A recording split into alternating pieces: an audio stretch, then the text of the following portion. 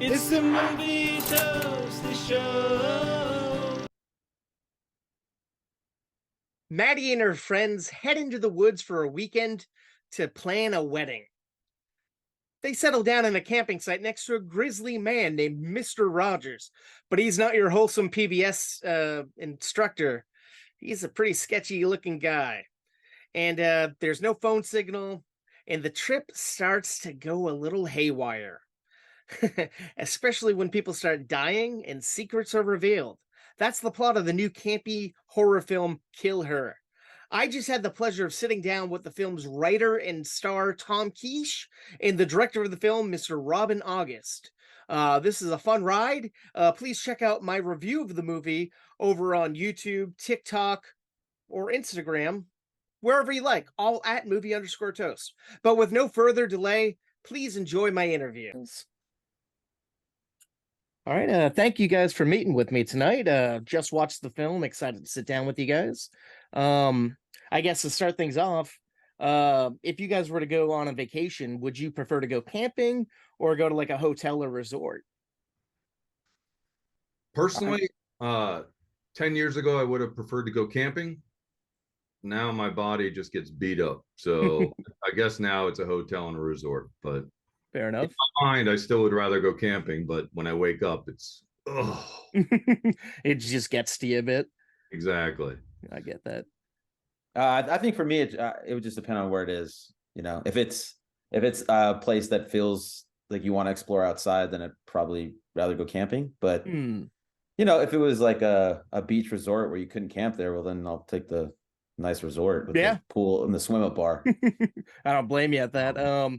Tom, what was your inspiration for writing this film?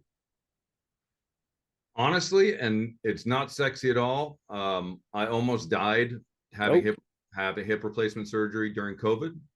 Yikes. And I contacted a friend and said, look, I want to make a movie. I want to pretend I don't know anything about making movies. If I was making movies for the first time, who would you point me to? And he pointed me to Liam Finn, who's the line producer. And Liam read a couple scripts and he said, look, at the budget you're looking at originally, these are not practical. He's like, if you write a script with these parameters, we can make it. And so 2 weeks later, I wrote what eventually became KillHer. Wow. I'm sorry to hear that you almost died getting the surgery, but I'm happy that you kind of found an outlet to say, hey, I want to try something different after you got that second lease on life, kind of. You know, is it not good to say I'm happy you almost died? That we made this movie. You know, it just was like, I was just at a point where it's like, I'm tired of waiting for other people to say yes. You know, like, you know, you give people scripts and they'd be like, there's too much white space, there's orphan words, like all this. Can we swear? Yeah, please do. It's a movie toast, man. You can fucking do whatever you want. All these fucking stupid reasons not to do a script. I was like, fuck it, I'm not doing that anymore. I'm just gonna do it on my own.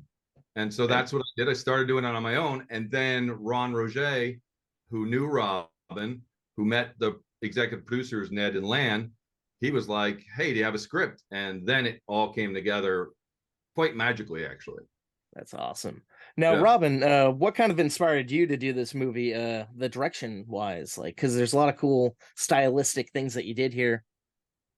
Yeah, I mean, a lot of times it comes down to the restraint of the budget, but you know, since we were outside, I think what my main goal, and along with my cinematographer Isaac Park, who's amazing, we just wanted to make the woods a character. So we wanted to have a lot of movement, since, you know, if you're just doing like a plain, you know, static shot, you know, you see the woods behind you.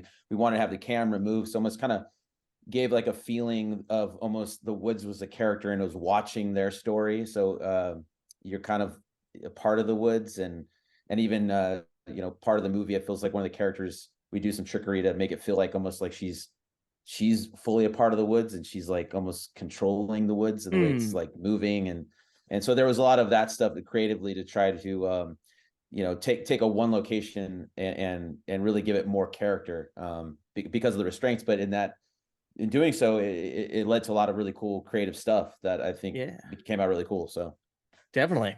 Great job doing it too. Thank you. Now the setting was really kind of nice, like being out in nature. It looked beautiful. Were you guys at an actual like wooded area, or was it more of like a roped off like camping site, or what was that like for you Green guys? screen. Green screen. The whole thing was green screen. We were in a legit forest. If you went the wrong way for 10 minutes and turned yourself around, you might be lost for a few days. Wow. So, yeah. Where'd you guys film it? What state? Up in the mountains of Big Bear. Nice. So, yep. Nice. Let's see. Robin, let's see. Did you have to pitch for this, or was it more of an offer, or? Well, you know, I came on and we kind of started just talking about the film, just getting people together and just chatting about it. And Ron Roger that introduced us to and to the executive producers, he just had me in mind. So I actually for sure didn't know if I was going to get it. I had a feeling like if it was going to happen, I could. But actually, it wasn't until after the film that I talked to Ned, who recently passed away. A great guy. He was one of the executive producers. He said, "Yeah, we weren't sure if we were going to hire you." Oh wow. and I was like, "Oh really?" He's like, "Yeah, we just thought you were a little green because I only had one film that I did on my own, but a feature film." And but they're like, "But we saw some of your stuff, and Ron spoke so highly of you, and you seem like a nice guy. We're like, we're gonna give you a shot." And then it was pretty cool because I think it was the first or second day of the shoot. The first day is always a little rough because everyone's trying to figure out each other's flow and all that stuff. So that was a little rough. But once we started getting the groove, I just remember like Ned and Lon kind of pulling me to the side and just kind of just saying how amazed they were with how I worked. And then afterwards, he told me that he was like the best decision he made was, and that made me feel so good. Hell yeah. Even knowing that I didn't always get it, that I exceeded his expectations. So that was cool. That's even icing on the cake, getting the job, like hearing that. Wow. Yeah. Tom, did you write this knowing that you were going to play Mr. Rogers, or was there anyone else that you were interested in playing, like the motel clerk or? So the only role, yes, I wrote it with me in mind for the character of Mr. Rogers. It was originally called Mr. Rogers' Camp of Horrors. And then people who read that said it's too smart for the word camp. So then it was changed to Mr. Rogers' Site of Horrors, and it stayed that through post-production. And then I believe in collaborative filmmaking. So we took a vote and we came up with KillHer. And the only other role besides myself was the part of HXB was written to be stunt cast. Okay. Because it's a great role, it's a shiny role, and it only works 1 or 2 days. However, when you had to deal with stunt casting and possibly finding more money and finding more caveats, and now we have to travel them out of town, and whether or not they're going to want to stay in a lodge like we were staying, or they want their own place. And so we started looking at our own friends and people we knew. And Harrison, I had met at an audition and then at a reading, and I knew that I wanted to work with him. And I told everybody when they read for it, who I knew, I was like, just do you. Yeah. This movie is not about stereotypes. As a matter of fact, it breaks stereotypes, I think. So he was authentic him, and he rocked it. Every time he popped up on screen, I was like giddy because like he just had a personality. Like he felt like a warm, welcoming presence, and like I love the jokes. Like didn't take it too seriously, and the karaoke stuff you guys had with the set design, the posters of karaoke training. I just love those scenes. Those were great. We talked about it at the premiere at Screamfest, but when we were done, I just in my mind I was like, I would love to see an anthology film in the wood in that same camp, and him be the host of this. That'd be awesome. He's such a great character, and so yeah, he's awesome. So yeah, that kind of. Sorry. Go ahead. Sorry. A little bit of Easter eggs. You mentioned the posters, the karaoke posters. We had a great team. It was a very small team, but it was a great team. And the art department, Peter and Rachel and Rick, they put people that are involved in the production on all those flyers that are on that door. Yeah, that's kind of cool. One of many Easter eggs that is in it. So I still have my nickname. They called me Basket Robbins, and I was doing a basket weaving class. That's actually my when anybody airdrops on their phone, that's my name on there. It says Basket Robbins. That's pretty So, sweet. yeah. And that must be nice for them, like sitting watching the movies, been like, oh shit, there I am. I'm kind of on screen Yeah. a bit. Yeah, that's me with blood on me.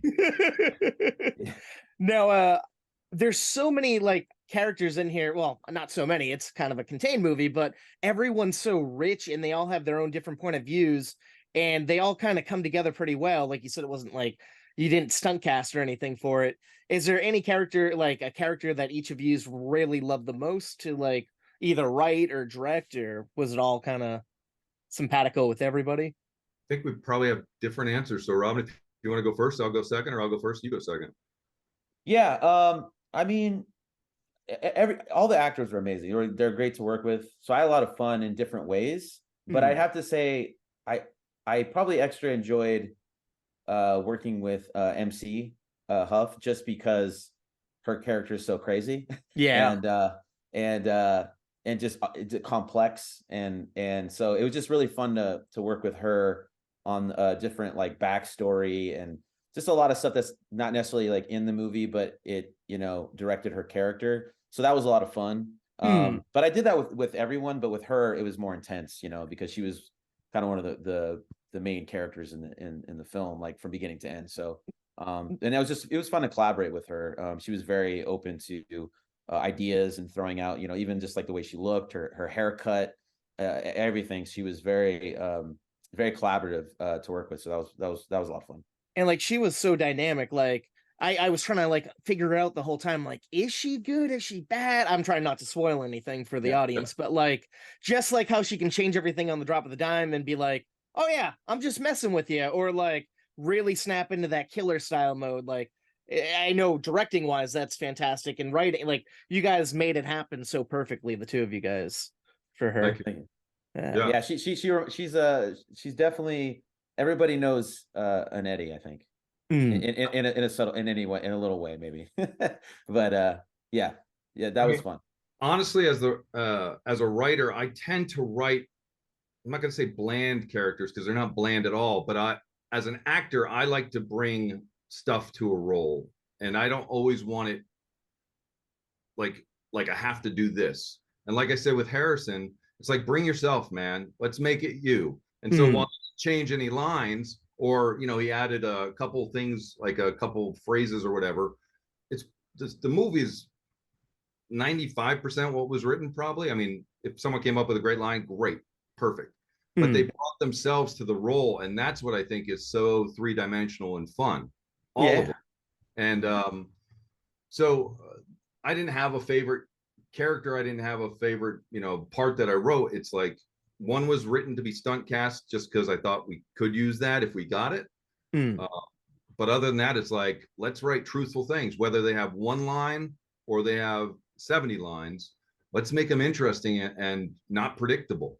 True. So that's what I think we got. And now every actor was just, I mean, they brought their A game. Like everybody was just so good. And with these kind of smaller films, sometimes you don't get that much prep because the budget or whatever. And so we had to do some of the stuff like right before, but everybody was like, Robin, I want to talk to you. And I love that as a director, that they're not just like, no, I like to talk to them. So I feel like I don't need to know everything they're doing. Sometimes I like to be a little surprised, and then we can mold it. But the fact that they had all these ideas and they wanted to speak with me, and that was really cool. Definitely. So. And Tom, I know you said that you were involved with the casting. What was that like being in the room, seeing all these people come alive, like making your writing come alive? Like, was there like because I know you've been on the opposite side as an actor. What was that like, going from actor, writer to actually being the person watching these people perform your characters? Not to sound too much like an asshole, but I've had stuff produced for 30 years. So I've been, my first off Broadway play was probably 35 years ago. And I've had many pages of productions, both on stage, short films, internet and stuff. But it's always awesome. Like we had a lot of talented people come in, and we could easily cast 8 or 9 women for those 4 leads, easily. And it just becomes about putting the puzzles together, like, oh, their two voices are very similar, or their look is kind of similar, or not quite this movie, but the next movie. Yeah. I'm gonna go for, that's one of my people I want to work with. So it's just amazing to see it come to life and to see all these different ideas and what people bring to it. And I think the people who bring the most richness to the audition, and the most originality and most creativity without like gilding the lily or overdoing it or making it about the gags. That's they're going to do it on set. True. That was the name of my punk band, Gilding the Lily. So yeah, no, it's an awesome thing to watch the words come to life and to literally to watch it different ways and different ways it works. And then you're just putting, this character with this character and seeing how that goes. Because we also did chemistry reads at the final auditions to see how people felt together, Makes sense. You're getting them on set. You don't want to find out there and be like, oh, wow, we made a mistake here. Yeah. And everybody got along very well. The four leads connected like within the first 5 minutes. It was like they were best friends their whole lives. So it paid off. Yeah. I think we even on the chemistry reads, which is really cool to do, is we would get like two and they're like, oh, that's those characters, they click.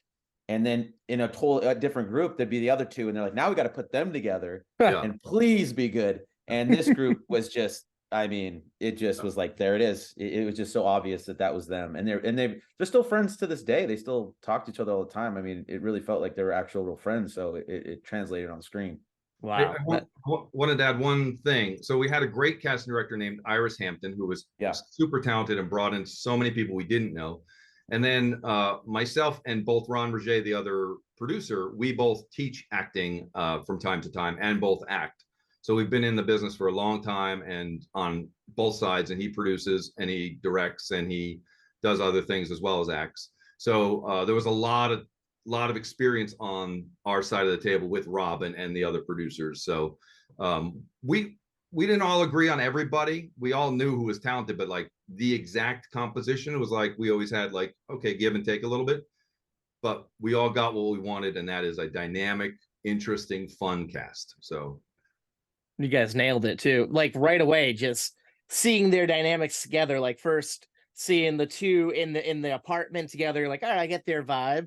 Then you see the two at the car before the girls come, the two from the apartment come out, and you're like, all right, they don't all get together. And then like the pink t-shirts, just the way they're like the give and take they each had, like felt like they had that baked in like kind of relationship already. You guys kind of nailed it, I think. And we have to probably give credit a little bit to Katie, just for getting some of the as guys, we're like, what is it like going on a bachelorette party? And so she gave us a lot of tips of kind of what happens on bachelor, especially when some people doesn't know someone, or when they're all kind of trying to get the attention of the bride. So there was a lot of like fun Mean Girl stuff that we were able to like get out of that with the help of just kind of understanding how that done it, because I've never been on a bachelorette party, so it was good to get that perspective, So we as a writer, and I do this for other people, but I have people that I send scripts to that consult and give me tips.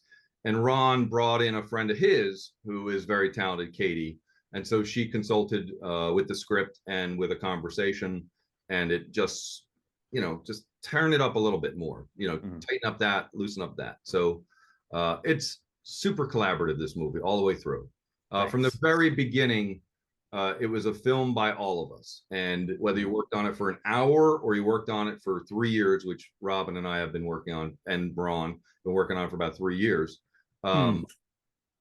it's still your movie. It's their movie. It's everybody's movie. So everybody contributed. So I believe that, and that's how you make a good film, in my opinion.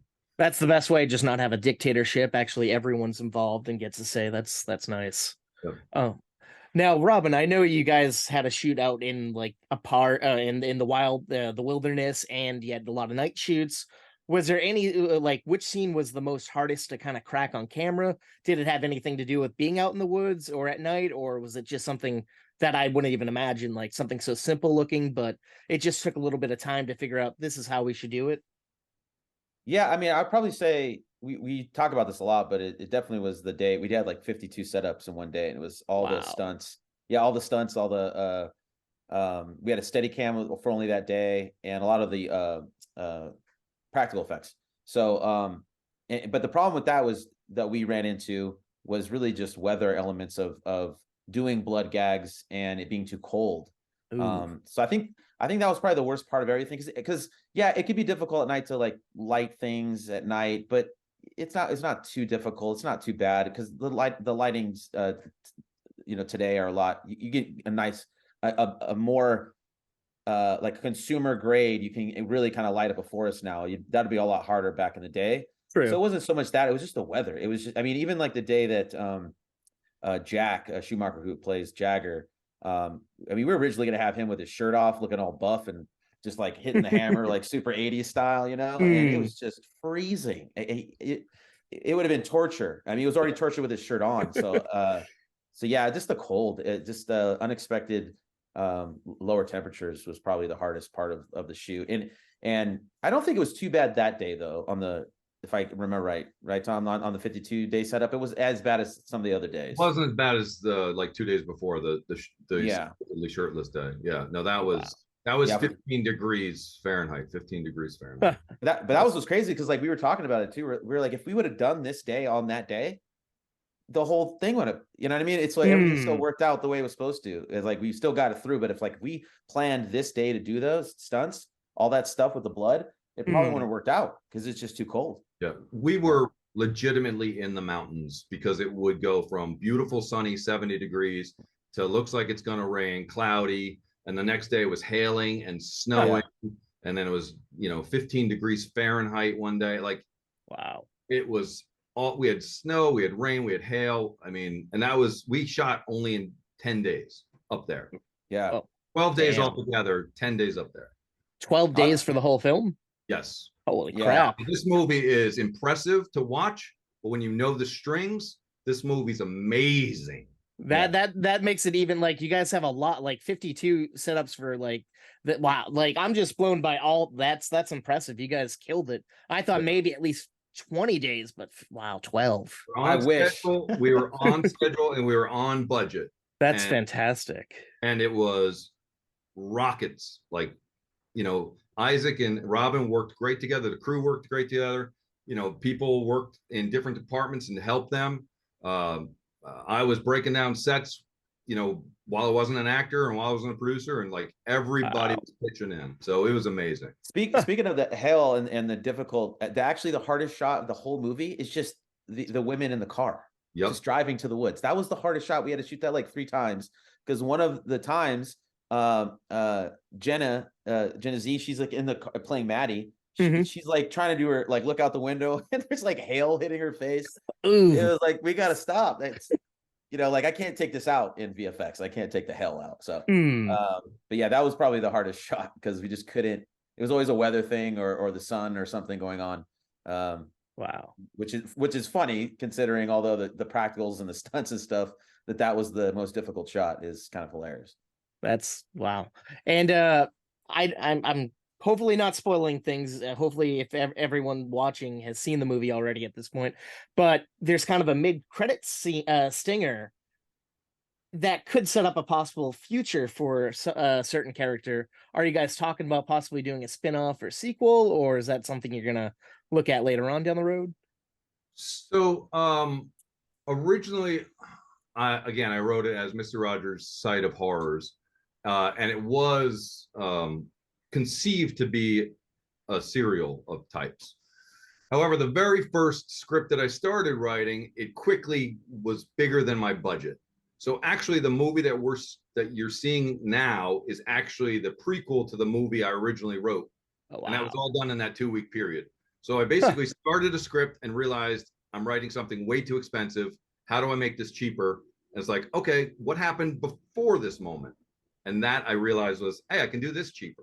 And so, yeah, and whether or not it turns into a sequel, because it's mutated, because of creativity, because of different people's collaborations, I kind of want to see, honestly, what the audience gravitates to before I know if there's a warranted sequel and what that sequel is. I mean, I still have my idea that I love, but like I'm also willing to go possibly other directions or maybe even 2 directions. So Fair enough. yeah. And in writing this, what I really like about your character, he looks like your stereotypical person who you think, oh, that's kind of our killer in the movie. And the girls look at him like, oh, he's gonna, if anything's gonna happen, it's gonna be this guy. And you have a lot of twists and turns. Was there ever a draft where your character would have been a killer, or was he always kind of like a good guy trying to help out girls and just let them camp on his land? That's a good question. I want to know this answer. So there were a lot of drafts, and I'd honestly rather not get into what they Fair enough. were and what they are. But yeah, there were a lot of drafts and a lot of turns, and there was a script at the beginning when Robin first jumped on, and the producers jumped on, and Ron jumped on. It was more cat and mouse between one Eddie character and the Mr. Rogers character. And it changed because of what the executives were looking for. It changed over time, and it was like, okay, I can write that. Like, that's okay. We'll do it that way.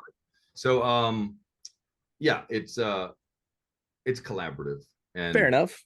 you kind of have to roll with it and then see where it goes. Cool. Yeah. And you guys have a lot of like flashbacks from like a week ago or a certain amount of time.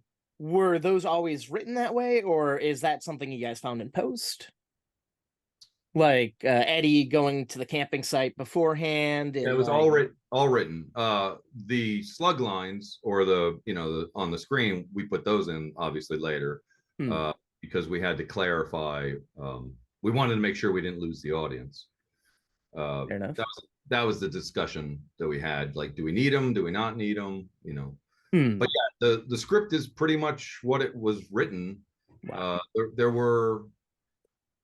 There was one scene in the car that Robin called me and said, hey, we can't do it the way it's written. I was building something or doing something offset. He's like, we can't do it the way it's written because we're running out of time. We need to simplify it. It's like, okay, do it. And then there was a fight that was between myself and another character that was all very well written out. But it was like, I forgot what movie we were shooting. We just didn't have time. We had to do the fight in an hour, and there was no way to do that. So Robin came up with a great idea, and if you've seen it, it's the tent. That was a big, drawn out MMA style fight between those two characters, and he just came up with this cheat. And it's like, yeah, let's do it. We don't have time. Got to move it. And it worked. It made the story go by fast, and 100%. you got what you needed out of it. Yeah, and that's what it is. It's like you sometimes have to roll. So more got cut out of the script than got put into the movie. Does that make sense? Yeah. And I know we're running out of time here. Just one last question. If you guys were camping and this type of situation happened to you guys, how do you think you'd handle it? Would you fight back? Would you run? Or do you think you'd possibly, unfortunately, be someone who gets caught off guard and gets killed? Or fight back, baby. Nice. Yeah. If there's a zombie attack, I have a lot of friends coming to my house for my help. So fair enough. Nice. Yeah, Tom actually, it was an autobiography. He played himself. I was gonna ask, but I didn't want to go that deep. Oh, man.